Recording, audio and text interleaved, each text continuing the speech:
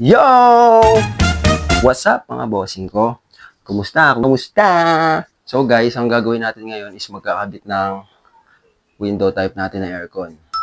Gamit lang ang duct tape at kutsilyo. Pero cutter talaga dapat. Kaya lang kami nun. Tapos, pira-pirasong styrofoam. Marahil nagtataka kayo, saan ko ilalagay ito? Walang iba kundi sa aming bintana. Guys, kasi wala po kaming butas para sa aircon.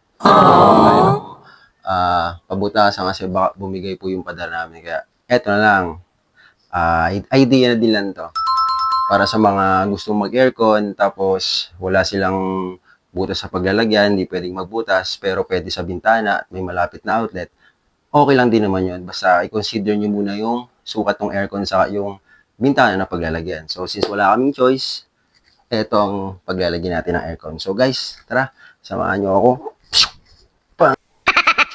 Yun mga boss, tinanggal ko na yung isang sliding.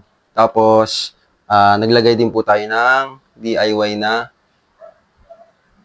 bracket dyan sa likod. Yan, ako lang gumawa naman yan. Kasi, syempre, wala naman tayong pambayad, wala din tayong mga ekstrang pambili ng mga talagang normal or standard na bracket. Kaya, gumawa lang ako ng paraan.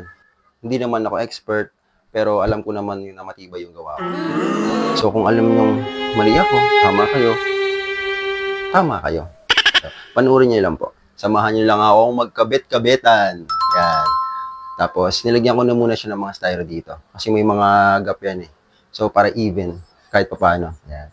Hindi siya ganun ka-perfect, pero alam ko sa sarili ko na tama naman yung ginawa ko. Matagal na itong ginagawa. Nagkakabit din ako ng mga ganyan. Nung nagtatabara,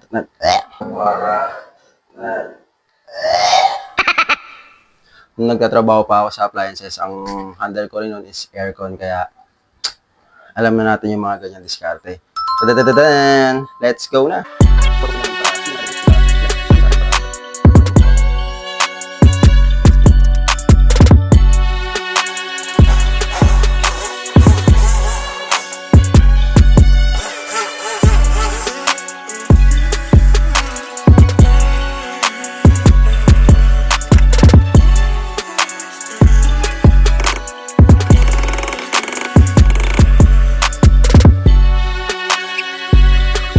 Guys, wala pala kaming hagdan. Kaya malalim yan, no? Yan, malalim. Walang choice kundi dito na lang talaga. Wala kang mahiraman din talaga eh. Kaya, sariling sikap na naman ulit tayo. Lahat sariling sikap.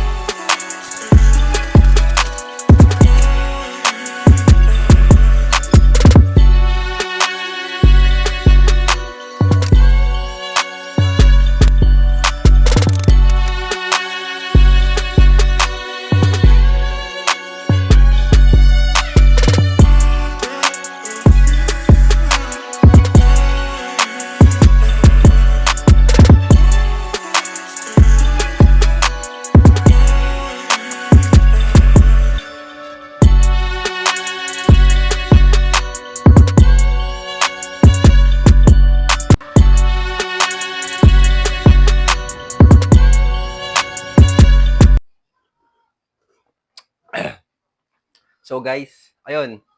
Tapos na. Okay naman so far. Kapit tayo. And then, testing na natin.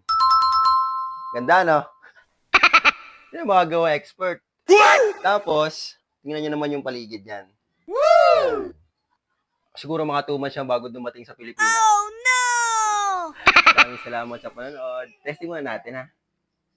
Okay. Working. Mhm.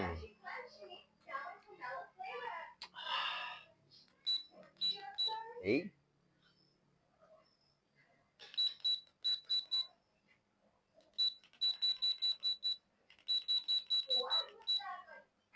Okay na.